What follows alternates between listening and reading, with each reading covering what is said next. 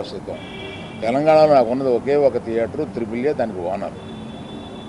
కనుక నా దగ్గర ఒక్క థియేటర్ కూడా లీజులో లేదు. ఆంధ్రాలో కూడా అన్నీ వదిలేసుకుంటా వచ్చేసి నా దగ్గర మొత్తం 1500 థియేటర్లు ఆంధ్రాలో ఉంటే, అదే మొత్తం తెలుగు రాష్ట్రాల్లో ఉంటే నా దగ్గర 15 లోపు ఉన్నాయి. అన్నీ వదిలేసుకుంటారాగా అవి కూడా మా స్టాఫ్ తోటి లీజులు అయిపోయిన తర్వాత ఎప్పుడు లీజులు రెన్యూ చేయకండి వీటిని అని చెప్పాను. కనుక నా దగ్గర ఆ థియేటర్లు లేవు. ఎందువల్ల నన్ను అంటే పాత అలవాటు కొద్దీ అందరూ నన్ను ఆ నలుగురులో అది ఏదో ఫోటోలు వేయడానికి మాది బాగుంటాయి కనుక అందరు పెద్దల ఫోటోలు వేస్తా విమర్శకు బాగుంటుంది కనుక కొంచెం అలా విమర్శిస్తున్నారు. నేను దయచేసి మీడియా మిత్రులను అడిగేది ఏంటంటే, ఆ నలుగురు అని వేసేటప్పుడు నన్ను కలపకండి. నేను లేను, ఆ వ్యాపారంలో లేను. నేను అన్నీ వదిలేశాను. 1500 థియేటర్లకి 15 మాత్రమే, 15 లోపే నా దగ్గర ఉన్నాయి. అవి కూడా త్వరలో నా దగ్గర ఉండవు, వద్దని చెప్పాను. అది ప్రథమంగా మీకు అందరికీ చెప్పడం కోసం ఈ మీటింగ్ పెట్టాను. అది కాకుండా నా వృత్తి గత 50 ఏళ్ళుగా సినిమాలు తీయడం. నేను ఆ వృత్తిని నమ్ముకుని ఉన్నాను. ఇది మధ్యలో ఉన్న చిన్న అవకాశం లాంటిది ఏదో వచ్చింది, ఇది నాకు సరిపోదు అని అనుకుని నేను బయటకు వచ్చేసాను. 1వ తారీఖు నుంచి మేము థియేటర్లు మూసేస్తాం అన్న దీని మీద ఆంధ్రప్రదేశ్ మన సినిమాటోగ్రఫీ మినిస్టర్ గారు రియాక్ట్ అయిన విధం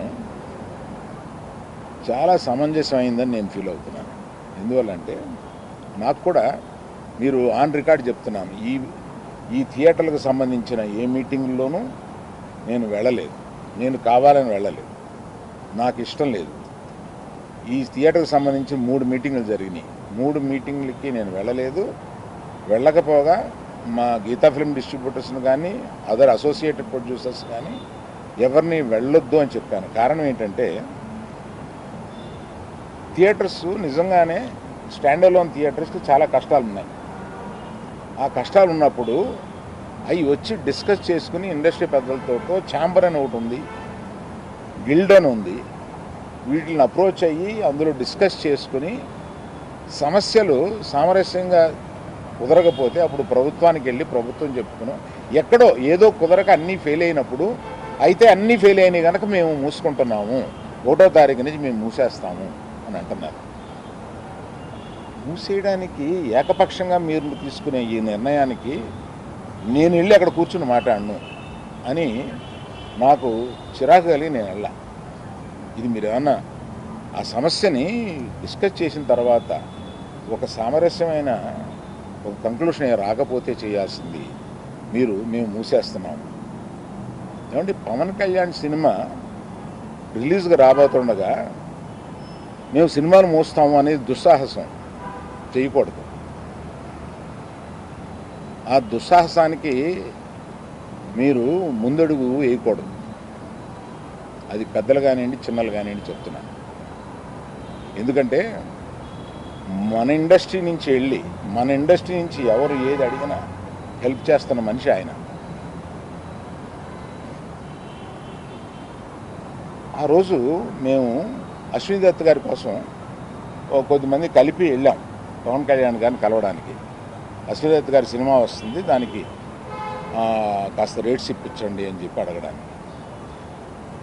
అప్పుడు ఆయన హింట్ చేశారు, చంద్రబాబు నాయుడు గారిని కలిశారా, మీరు ఛాంబర్ తరపున వచ్చి కలవండి. ఆ తర్వాత ఆ కమ్యూనికేషన్లో ఏం జరిగిందో ఏంటో ఆ తర్వాత ఎవరు దాన్ని పట్టించుకోలేదు. నేను ఒకళ్ళిద్దరితోటి ప్రస్తావిస్తే, చంద్రబాబు నాయుడు గారు మాకు తెలిసిన ఆయనే కదా, పవన్ కళ్యాణ్ గారు మాకు తెలిసిన ఆయనే కదా, మేము వెళ్ళి పని చేయించుకుంటున్నాం అన్నారే తప్ప ఛాంబర్ వారు కానీ ఏ సంస్థ కానీ వెళ్ళి అఫీషియల్గా మనం అందరం వెళ్ళి కలిసి కష్టం వచ్చినప్పుడు కలవడం వేరే. కష్టం వచ్చినప్పుడు ఇప్పుడు మనం అసలు ప్రభుత్వం వచ్చిన తర్వాత వెళ్ళి మనం కలవాలి కదా, కలవలేదు.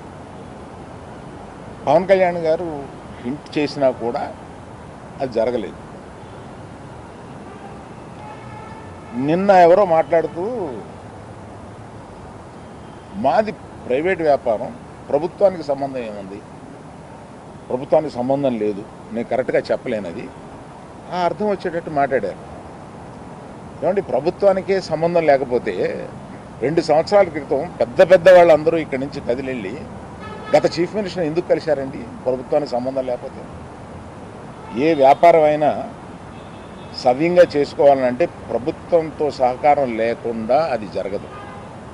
అటువంటిది ప్రభుత్వంతో సంబంధం ఉంది, మాది ప్రైవేట్ వ్యాపారం, ఇది సరికాదు. ప్రభుత్వంతో సంబంధం ఉంటుంది, ప్రభుత్వం కోఆపరేషన్ కావాలి. ఒకటే ఎగ్జాంపుల్, వాళ్ళ కోఆపరేషనే అక్కర్లేకపోతే మనలో పెద్ద వాళ్ళందరూ వెళ్ళి ఎందుకు కలిశారు, గత చీఫ్ మినిస్టర్ని ఎందుకు కలిశారు? మనకు కష్టం వచ్చిందనే కదా వెళ్ళి కలిశారు. కష్టం వస్తే కానీ వెళ్ళి కలవమా? ఒక ఫార్మాలిటీ లేదా? అందువల్ల మినిస్ట్రీ నుంచి వచ్చింది నేను చదివాను, అది చాలా సమర్థనీయంగా ఉంది, ప్రశ్నలు కరెక్ట్గా ఉన్నాయి. నిజంగానే సమస్యలు ఉన్నాయండి. స్టాండ్ అలోన్ థియేటర్స్కి సమస్యలు 100% ఉన్నాయి. ఇవాళ వాళ్ళ మనుగడ కూడా కొంత కష్టం అవుతుంది. ఆ మనుగడ కష్టమైనప్పుడు వాళ్ళందరూ ఏకమై వచ్చి ఏం చేయాలా అని ఒక నిర్దిష్టమైన దీంతో కాకుండా ఇట్లాగా మేము మూసుకుంటున్నాము థియేటర్లో, ఇప్పుడు మీరు మాతో సంభాషణకి రండి, అది నాకు నచ్చక నేను వెళ్ళలేదు, అందరికీ వెళ్ళొద్దు అని చెప్పాను. మీరు దయచేసి, నేను మీకు కొన్ని ప్రశ్నలు ఉంటాయి, మీరు ప్రశ్నలు అడగవచ్చు. కేవలం మనం ఈ సమస్య వాళ్ళ మాట్లాడుకున్న దానికి పరిమితం చేయకపోతే జనరల్గా ఏమవుతుందంటే మీరు ఏదో అడుగుతారు, నేను ఏదో చెప్తాను, అది హెడ్డింగ్లోకి వెళ్ళిపోతుంది. అలా కాకుండా ఇవాళ హెడ్డింగ్ 1500 థియేటర్లు ఉంటే నా దగ్గర 15 మాత్రమే ఉన్నాయి, ఆ నలుగురిలో నేను లేను. గతంలో ఎందుకు కట్టించలేదు సార్? గతంలో ఎందుకు కట్టించలేదు? ఆ నలుగురిలో నేను లేనని చెప్పడానికి ప్రశ్నలకు వచ్చామా? నాది అయిపోయింది, ఆపేశారా? కాదు, మీరు ఆపేశారా?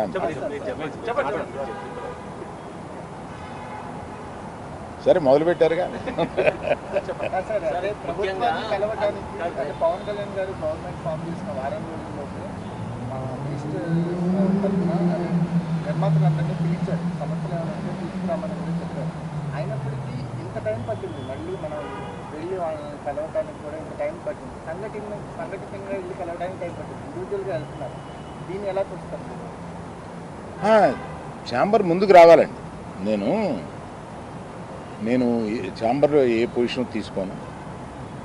నేను ఎప్పుడన్నా ముఖ్యమైన సంఘటనలు ఇలాంటివి ఎప్పుడన్నా ఉన్నప్పుడు వాళ్ళు పిలుస్తూ ఉంటారు, నేను వెళ్ళి పెద్దగా నేను చెప్పాల్సింది చెప్పేసి వచ్చేస్తూ ఉంటాను. నేను రెగ్యులర్గా జరిగే ఛాంబర్ మీటింగ్స్కి అది వెళ్ళను. నిన్న అంటే కావాలని నిన్న పిలిచారండి.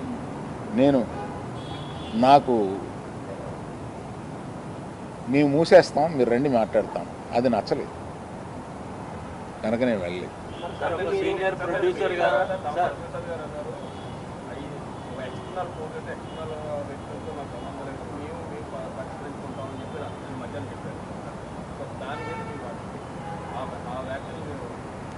అంటే మాలో మేము పరిష్కరించుకుంటాం అన్నది ఏంటంటే, నిర్మాత, డిస్ట్రిబ్యూటరు, ఎగ్జిబిటరు మధ్యలో సమస్యలు ఉంటే మేము పరిష్కరించుకుంటాము అని అనుకుంటారు అని అనుకుంటున్నాను. సార్, ఇండస్ట్రీకి ఇంత ఇంపాక్ట్ చేసే ఒక సమస్య వచ్చినప్పుడు మాట్లాడకపోవడం కూడా మీరు నిజంగానే మీకు నచ్చలేదని చెప్పారు. మాట్లాడటం కూడా అంటే అటువంటి పెద్ద వ్యక్తి, ఇందులో ఇన్ని సంవత్సరాలు జర్నీ ఉంది మీకు, మీరు మాట్లాడకపోవడం కూడా ఇబ్బందే కదా? అవునండి, అందుకనే మీరు చెప్పాల్సింది కదా. అవునండి, ఒక్క ఎగ్జిబిటర్స్ చెప్పకుండా టోటల్గా ఆంధ్రప్రదేశ్ చేయమని తెలంగాణకి చెబుదామని వచ్చాము ఇక్కడికి. ఈ సమస్య అయిపోయాక వచ్చారు? లేదు, అవలా. నిన్న పవన్ గారు రిటర్న్ గిఫ్ట్స్ అని చెప్పారు, దానిపైన మీరు అభిప్రాయం?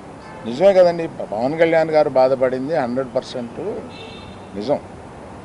ఆయన సినిమా వస్తుంటే మేము థియేటర్ మూసేస్తాం అని అంటే ఆయన బెదిరిస్తున్నారా ఏంటి? అంటే నిన్న వాళ్ళు చెప్పడం ఏంటంటే, మేము ఎప్పుడు ఎక్కడ కూడా అఫీషియల్గా థియేటర్స్ని మేము మూసేస్తున్నామని ఎవరు అఫీషియల్ నోట్ రిలీజ్ చేయలేదు.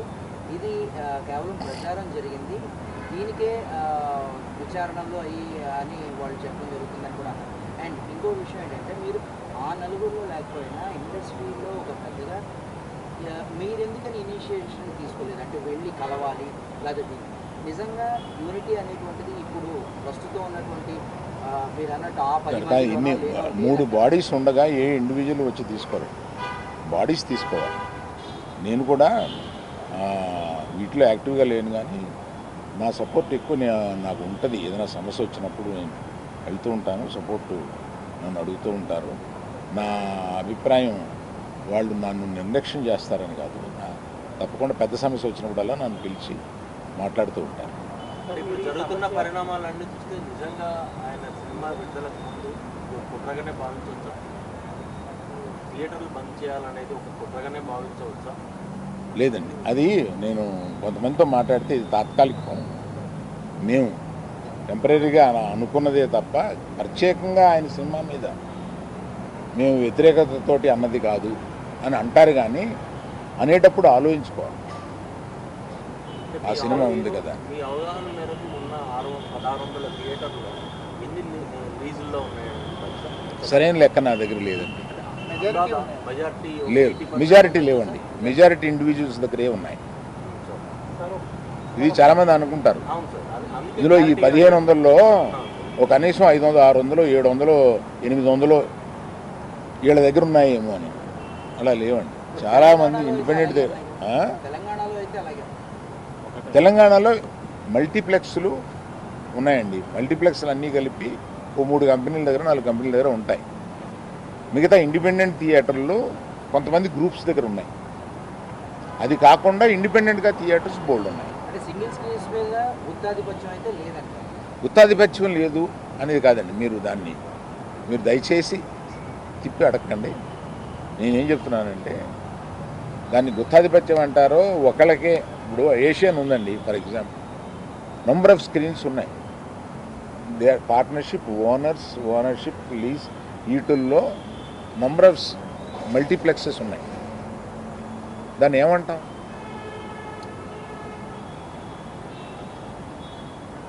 మీరేదో అడుగుతున్నారు. పర్సంటేజ్ విధానం కనుక తెస్తే స్టాండ్ అలోన్ థియేటర్స్ కంటే కూడా లీజ్ ఓనర్లకు ఎక్కువ బెనిఫిట్ అవుతుంది అని ఒక టాక్ అయితే ఉంది. మీరు దానితో ఏకీభవిస్తారు? నేను ఏకీభవించట్లేదు అసలు. అప్పుడైతే థియేటర్లకి ఏం జరుగుతుందంటే అది మరి దాన్ని సపోర్ట్ చేయాల్సిందే. థియేటర్లకు మేలు జరుగుతుందా లేదా, మీకు కావాల్సింది ఏంటి, థియేటర్ల వారికి కావాల్సింది ఏంటి? ఇక్కడ డిస్ట్రిబ్యూటర్ అనేవాడు ఒకడు ఉన్నాడండి, అతను మర్చిపోతున్నాను. డిస్ట్రిబ్యూటర్కి ఏం కావాలో కూడా ఆలోచించాలి. నా దగ్గర నుంచి సినిమా తీసుకెళ్ళేది థియేటర్ ఓనర్ కాదు. నా దగ్గర నుంచి సినిమా తీసుకుని వెళ్ళేది ఒక డిస్ట్రిబ్యూటర్. ఆ డిస్ట్రిబ్యూటర్కి కూడా ఏం కావాలో ఆలోచించాలి. సో నిర్మాతకి ఏం కావాలి, డిస్ట్రిబ్యూటర్కి ఏం కావాలి, ఎగ్జిబ్యూటర్కి ఏం కావాలి. కాకపోతే ఒక వాదన డిస్ట్రిబ్యూటర్కి నష్టం జరిగితే ఆటోమేటిక్గా తక్కువ రేట్లు పెట్టడం, కొనడం మానేసుకోవడం చేస్తారా? నిర్మాతలు ఎఫెక్ట్ అవుతారు. నిర్మాతలు ఎఫెక్ట్ అయితే ఆటోమేటిక్గా రెమ్యూనరేషన్ కూడా తగ్గుతాయని కొంతమంది అంటారు కదా. అది ఫార్ ఫెచ్డ్ థాట్. సార్ ఇప్పుడు మీరు పాప్కార్న్, ఈ కూల్ డ్రింక్స్ ఇవే రేట్ ఎక్కువ ఉన్నాయి, టికెట్ రేట్ కంటే అవే ఎక్కువ ఉంటున్నాయి. దాని మీద నాకు అవగాహన లేదు. మీరు వెళ్ళినప్పుడు ఎప్పుడైనా తీసుకుని ఆల్రౌండరు ఈ పర్సంటేజ్ విధానం ఎంతవరకు కరెక్ట్ అంటారు? ప్రొడ్యూసర్ ప్లస్ ఎగ్జిక్యూటివ్, డిస్ట్రిబ్యూటర్ అన్ని అదే ఛాంబర్ వారు సీరియస్గా డిస్కస్ చేస్తున్నారు కదా, ఒక నిర్ణయంలో వచ్చిన తర్వాత నేను చెప్తాను. అంటే మీకు అంటే ఎక్కువ అనుభవం సార్, మీరు చెప్పాలి. ఏపీ, తెలంగాణ, కర్ణాటకలో తప్ప మిగతా అన్ని చోట్ల కూడా ఈ పర్సంటేజ్ విధానమే నడుస్తుంది అని, కేవలం ఈ మూడిట్లో మాత్రమే ఈ రెంటల్ విధానం నడుస్తుందని కూడా అంటారు. ఏమండి, తెలుగులో మాత్రమే ఎందుకు గొప్ప సినిమాలు వస్తున్నాయి? దీనికి ఒక కారణం చెప్పగలం. అలాగే ఆ పరిస్థితులను బట్టే వస్తుంది తప్ప అన్నిటికీ ఓ రీజన్ ఉంటుంది. సార్ ఈ డిమాండ్ ఫస్ట్ ఈస్ట్ గోదావరిలో స్టార్ట్ అయింది. మీరు ఫాలో అయ్యి ఉంటే ఫస్ట్ ఈస్ట్ గోదావరిలో స్టార్ట్ అయింది. వాళ్ళు పిలుపునిచ్చే టైంకి అసలు జూన్ 12న పవన్ కళ్యాణ్ గారు సినిమా వస్తుందని ఎవరికి తెలియదు. అప్పటికి అనౌన్స్ కూడా చేయలేదు. వాళ్ళు ఏదో పోస్ట్పోన్ అయింది, ఏదో జరిగింది. సో అసలు ఇలాంటి ఉద్దేశమే లేదు హరిహర వీరమల్లిని ఇబ్బంది పెట్టే ఉద్దేశం. కాకపోతే ఈ పర్సంటేజ్ విధానం, ఈ థియేటర్ స్ట్రైక్ని వ్యతిరేకించే వాళ్ళు తీసుకొచ్చి పవన్ కళ్యాణ్ గారు సినిమాని ఇందులోకి లాగారు. సో దట్ ఏంటంటే పవన్ కళ్యాణ్ గారు అంటే భయపడి అదర్ పార్టీ తప్పుతుందని చెప్పి అంటారు. ఏమండి, ఒకవేళ స్ట్రైక్ చేయాలనుకుంటే తర్వాత ఇంకొకసారి అయినా చేస్తారు. పవన్ కళ్యాణ్ గారి సినిమా గురించి వెనక్కి వెళ్ళిపోయిన వాళ్ళు ఇది మూసేయాలనుకున్నప్పుడు ఇంకోసారి కూడా వెళ్ళి మూయొచ్చుగా, మూస్తారు. కానీ ఈ సమస్యను డిస్కస్ చేయకుండా ఏకపక్షంగా అలా అనడం అనేదానికి నేను వ్యతిరేకం. అందుకని నేను ఆ మీటింగ్కి వెళ్ళాలి. సార్, మీరు ఇప్పుడు థియేటర్స్ మీద మీకుండే సింపతి మీకుంది, మీరు ఇప్పుడే చెప్పారు. బట్ జెన్యున్ కాజులో సఫర్ అయ్యే వాళ్ళు కూడా ఉన్నారు. ఇప్పుడు మొత్తం అదంతా సైడ్ ట్రాక్ అయిపోయి ఇప్పుడు మొత్తం పవన్ కళ్యాణ్ గారు చుట్టూరు, హరిహర గారి చుట్టూరు తిరుగుతుంది. ఆ ఇష్యూ లేకపోతే మీరు బయటకు వచ్చేవారు కాదు. దీన్ని ఎలా చూడొచ్చు అంటారు? మీరు చెప్పిన దాంట్లో ప్రశ్న ఏం లేదు, ఎలా చూడొచ్చు అంటే ఇప్పుడు ఇష్యూ అంతా అసలు రియల్ ఇష్యూ అంతా సైడ్ ట్రాక్ అయిపోయింది. ఎవరో దాని గురించి మాట్లాడట్లేదు. ఇప్పుడు మొత్తం మాట్లాడేదంతా హరిహర. అది మీ అభిప్రాయం అయితే ఇక్కడికి వచ్చి చెప్పండి. స్ట్రైక్స్ జరిగింది సార్, ప్రైస్ మీద ఒకసారి, లేదా ఆర్టిస్ట్ రెమ్యునరేషన్ మీద ఒకసారి, ఇప్పుడు రేట్లు బంద్ అవుతున్నారు, ఇష్యూ ఒకటి వచ్చింది. కానీ ఏది ఒక సొల్యూషన్ పద్ధతిలో ఏం జరిగిందని, సొల్యూషన్ వైపుగా ఈ బంధులు ఎంతవరకు ఉపయోగపడినాయి? ఏమంటే ఏది సొల్యూషన్ జరగకపోతే ఏ ట్రేడ్ బాడీస్ ఇంతకాలం నిలవు. ఇంతకాలం నిలవడానికి ట్రేడ్ బాడీస్ మన ఛాంబర్ పెట్టి 40-45 సంవత్సరాలు అవుతుందండి. ఇంకా పైన ఉందండి, నాకు కరెక్ట్గా తెలియదు. ఈ ట్రేడ్ బాడీలో కూర్చుని చాలా సమస్యలు పరిష్కరిస్తూ ఉంటాం. గిల్డ్ కూడా ఒకటి మొదలైంది. అవును, గిల్డ్ కూడా ఒకటి మొదలైంది. ఇప్పుడు అది కూడా ప్రొడ్యూసర్స్ మెయిల్ జరిగేది అనుకుంటున్నాను. అవును. ఇప్పుడు ప్రస్తుతం గిల్డ్ వల్ల ప్రొడ్యూసర్స్కి ఎక్కువ మేలు జరుగుతుంది అని నేను అనుకుంటున్నాను. సార్, మరి భవిష్యత్తులో ఎప్పుడైనా ఇండస్ట్రీ నుంచి మరి ఏపీ గవర్నమెంట్ కలవడానికి అవకాశం? మర్యాద పూర్వకంగా కూడా కలవలేదు అనేది కూడా అవునండి, దానికి నేను కూడా చాలా బాధపడతాను. జరిగే అవకాశం. థ్యాంక్ యూ అండి. సార్ ఒక లాస్ట్ సార్, క్యూబ్ కంపెనీలో మీకు ఏమైనా వాటాలు ఉన్నాయి? క్యూ కంపెనీలో నాకు వాటా లేదు. క్యూబ్ మీ చేతుల్లో, యూఎఫ్ఓ సురేష్ బాబు గారి చేతుల్లో ఉంది, అందుకనే థియేటర్స్ కొంచెం సఫర్ అవుతున్నాయని బయట ఒక టాక్ నడుస్తుంది. యూఎఫ్ఓ సురేష్ బాబు గారి చేతిలో లేదు. క్యూబ్లో నేను పార్ట్నర్ కాదు. రైట్.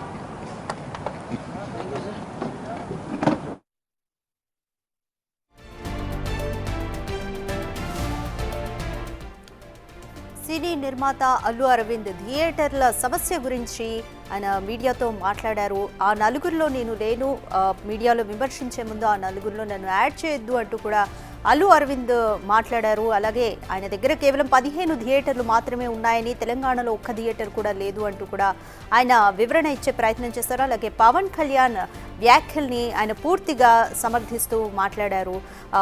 సినిమా అనేది ప్రైవేటు వ్యాపారం, సో దీనికి ప్రభుత్వానికి ఏది సంబంధం లేదు అనడం సమంజనీయం కాదు. కాబట్టి ఒకవేళ అదే నిజం అనుకుంటే గత సీఎంలు ఎందుకు కలిసినట్టు అంటూ కూడా ఛాంబర్ మెంబర్స్ను ప్రశ్నించారు అల్లు అరవింద్.